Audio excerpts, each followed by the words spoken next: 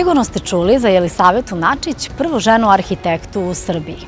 Pored toga što je bila pionir naše struke, ona je ostala zapamćena i po nekim od najznačajnijih objekata u Beogradu. Njena prva angažovanja bila su vezana za uređenje Kalemegdana i Terazija. Ona je autor malih stepenica koje se nalaze u Pariskoj ulici i projektovane su u neobaroknom stilu. Ukoliko često prolazite centrom grada, sigurno ste bar jednom obratili pažnju na jednu od najlepših beogradskih škola, osnovna škola Kralj Petar I. Ona je jedan od najmonumentalnijih Jelisavetinih projekata koji danas nosi status kulturnog dobra zaštićenog od strane UNESCO. U njoj je 1923. godine odigrana prva košarkaška utakmica u Beogradu.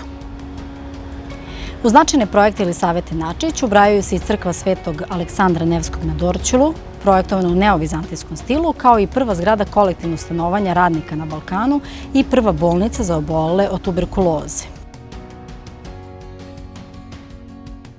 Put Jelisavete Načić do prve žene arhitekte bio je izuzetno težak jer je podrazumevao borbu da bude priznata u svetu koji je do tada pripadao samo muškarcima.